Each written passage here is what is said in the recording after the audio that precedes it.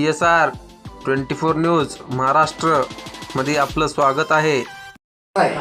तो 124 भक्त निवास ज्या उद्देशानं बांधलं होतं किंवा काय काय उद्देश होता तो तिथं एक इमारत घेण्याचा किंवा त्या भागामध्ये यात्रेचं प्रमाण थोडं सातत्यात आहे आणि येणारा भाविक हा पूर्ण भावाने जोडला जातो आणि तिथे एक ज्या आपण भक्त निवास बांधू आणि राहण्याची सोय करू भक्तांची त्या निमित्तानं त्या भागामध्ये यात्रेचं प्रमाण कारण तिकडून जायला त्या महाद्वारकडे रस्ता आहे तर संतुलन राहील यात्रेचं शहराच्या पूर्ण भागामध्ये प्रमुख तो उद्देश होता 124 हे करण्याचा. तर तो ते 124 भक्त निवास जे आहे ते मला वाटतं हॉस्पिटलसाठी काय तर कुठल्या तर ट्रस्टला अजून काय त्याच्यात 100% आता पुरावा नाही म्हणून आता त्याच्यावर बोलणं योग्य नाही. मंदिरला हँडओव्हर केलं आणि मंदिरला का अजून पाहिजे तर आमची एक प्रमुख मागणी आहे महाविकास आघाडीच्या माध्यमातून महाविकास आघाडीची तुमच्या माध्यमातून आमची एक अशी मागणी आहे की बाबा ते जे 124 भक्त निवास आहे ते भक्तांसाठीच राहिलं पाहिजे. तिथं ज्या उद्देशानं ते बांधतंय त्याच उद्देशासाठी ते त्या वास्तूची उपयोगात आणलं पाहिजे हे एक प्रमुख विषय आहे. आणि अजून एक मुद्दा राहिला होता की बाबा एकच मला थोडासा काढला होता मी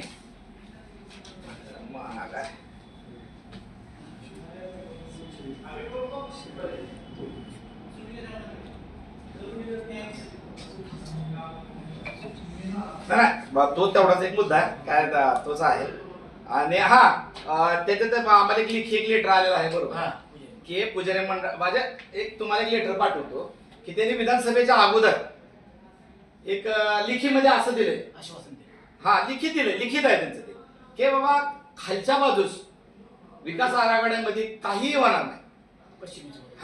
जे काय होईल ते पूर्वेसच होईल आणि सगळ्या नागरिकांच्या सगळ्या व्यापाऱ्यांना अजून एकदा विश्वासात घेऊन विधानसभेच्या अगोदर त्यांचं लिखित आहे आपल्याकडे ते मी तुम्हाला व्हॉट्सअप करतो सगळ्यांना. तर त्या गोष्टीवर त्यांनी ठाम राहावं आणि तो जो काय विकास आराखडा आहे तो पहिल्यांदा पूर्ण शहरामध्ये राबवा. त्यानंतर सगळं जे काय डेव्हलप झाल्यानंतर जे काय तुम्हाला वाटतंय त्यानंतर तुम्ही काय गार्डन करा मूर्ती करा त्याचा आमचा काही आक्षेप नाही त्याला.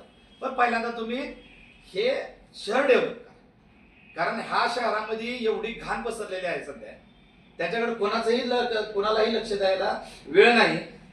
जो सीओ येतो तो आपण बदली करून घेण्याच्या ह्याच्यातच असतो कोणाला इथं काम करण्यामध्ये इंटरेस्ट नाही. आणि हे जे काय छोटे मोठे विकास कामं चालू आहेत त्याला बोलून उद्घाटन हे रेग्युलर फंड्स येणारे फंड्स आहेत. का फक्त का नगरपालिकेला विशेष प्रयत्नातून आणलेले फंड्स आहेत रेग्युलर फंड्स येतात प्रत्येक नगरपालिकेला राज्यातल्या त्यांच्या दर्जेनुसार जे काय फंड्स असतात ते फंड्स येतात आणि ते फंड्स आम्ही काय करतो विरोधक त्याला काय आडवं घालत नाही की एक तर ह्या शहरात तुळजापूर शहराचा पूर्ण उखंडा झाला कुठं तर थोडे बहुत काम येते त्या कामातून कुठं तर थोडी स्वच्छता होईल नागरिकांना त्याचा कुठं तर उपयोग होईल हा दृष्टिकोन ठेवून आम्ही थांबतोय. याचा अर्थ असा नाही की विरोधक कुठं तर सत्ताधाऱ्यांना मॅनेज आहे असं बिलकुलही करत नाही. आणि सगळ्यात महत्वाचा गोष्ट तुमच्या माध्यमातून एक निरोप देतो की महाविकास आघाडी ही 100% एकजूट. घरात थोडे बहुत मतभेद असते तसे प्रत्येक ह्याच्यामध्ये थोडं बहुत काय असतील पण पुढचं येणारं इलेक्शन ह्या तुळजापूर शहराचं खास करून महाविकास आघाडी एकदम ताकदीनं एकदम मजबूतीने लढणार आहे ही मी तुम्हाला ग्वाही देतो.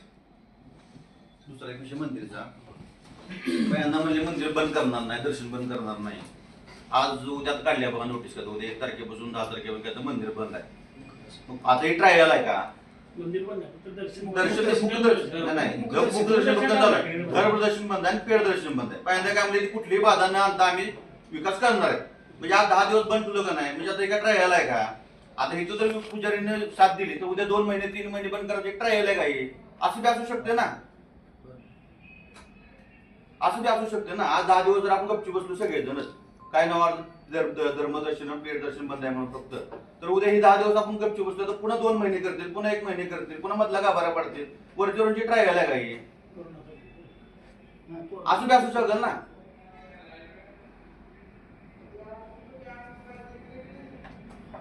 मंदिरात जे होणारे काही निर्णय आहेत हा. ते निर्णय बाहेर काहीच नाहीत. काहीच नाही. हार्दिक स्वागत आणि आपण इथं कमी वेळात आहात त्याबद्दल आपलं अभिनंदन.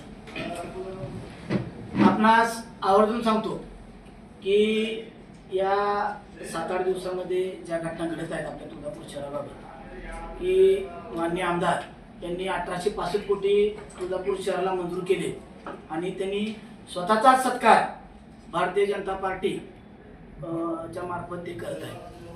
आम्ही इथे जे सर्व त्यांचे विरोधक बसले आहेत आम्ही त्यांना ठामपणे सांगतोय की आमचा या विकासाला कुठंही विरोध नाही.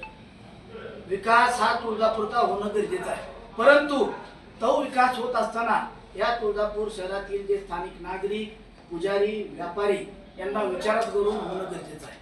आज 3 वर्ष झालं या विकास आराखड्याचा आगडोंब अख्ख्या महाराष्ट्रात पेटलेला आहे. याच्यावर तुळजापुरात आंदोलन झालेले आहेत, अक्षरशः गाव बंद करण्यात आलेला आहे एके दिवशी. परंतु या आमदारांनी एकदाही प्रसार माध्यमांसमोर असो किंवा सर्व जनतेची बैठक घेऊन कधीही त्या आक्षेपाबद्दल एक शब्द त्यांनी बोललेला नाही. आज त्यांचे जे नगरपालिकेचे कार्यकर्ते त्यांना घेराटा घालून जे बसतात किंवा ते सुद्धा त्यांना सांगू शकत नाहीत की आज तुम्ही सर्व तुळजापूर शहराचे शहरवासी आहे, तुम्हाला सुद्धा माहित आहे की आज तुळजापूरमध्ये किती अडचणी आहेत. आज ज्या प्राथमिक गरजा तुळजापूरला हव्या होत्या, ज्या माननीय कैलासवासी मुख्यमंत्री विलासराव देशमुख साहेब यांनी जे 335 कोटी रुपये आणले होते, त्या 335 कोटी रुपयात साधे हे बाथरूम संडास बांधू शकले नाही येणाऱ्या भाविकांना, तुळजापूरच्या महिलांना, तुळजापूरच्या नागरिकांसाठी. आज गावातल्या पूर्ण मुताऱ्या नामशेष झाल्या आहेत आणि कुणाच्या आदेशाने नामशेष झाल्यात. आम्ही शिवला एक मागे अर्ज दिला होता की बाबा या निजामकालीन ज्या मुताऱ्या आहेत या चोरल्या गेल्यात. आपल्या माध्यमातून मला पण ते मला छान पाहून तुम्ही घेत होता. तर अक्षरशः इथं येणाऱ्या भाविकांची गैरसोय आहे, तुळजापूरच्या महिलांची गैरसोय आहे. आता मला वाटतं एक मुतारी होती त्या चौकातली ती सुद्धा पाडली आहे. मग ह्या तुळजापुरातल्या व्यापाऱ्यांनी, तुळजापुरातल्या भाविकांनी लग्न कुठं करायची, संघातला कुठं जायचं, आज शुगरचं प्रमाण वाढलेलं आहे येणाऱ्या लोकांचं. तर त्यांचं बंदोबस्त कुठं आहे.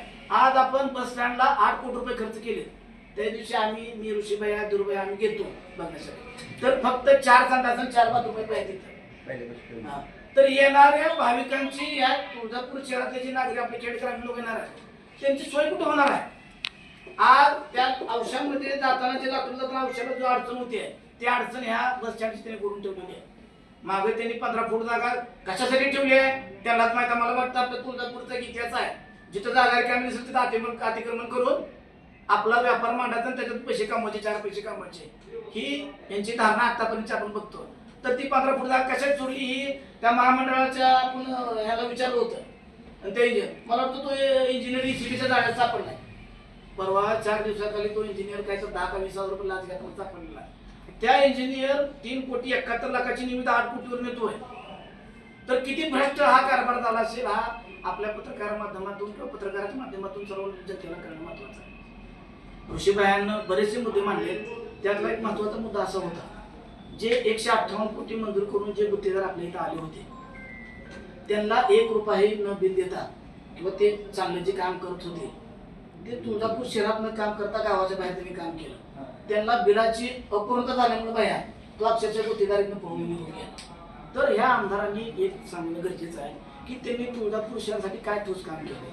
हे जे पहिलेचे काय कामं झाले हे माननीय विलासराव देशमुख साहेब आणि मधुकररावजी चव्हाण साहेब या दोघांच्या माध्यमातून 335 कोटी रुपये आणल्यावरच या ज्या धर्मशाळा झाल्या, हे जे काय रोड झाले, जे मधले आपले मोठे रोड झाले किंवा ज्या तुमच्या ज्या काय थोड्या संघात मुत्राचे बांधल्या होत्या मध्ये त्यांनी काय बंद पाडल्यात, काय मातंगमध्ये होत्या, नंतर खटला गलीमध्ये केली त्या सुद्धा आज बंद पाडलेल्या आहेत.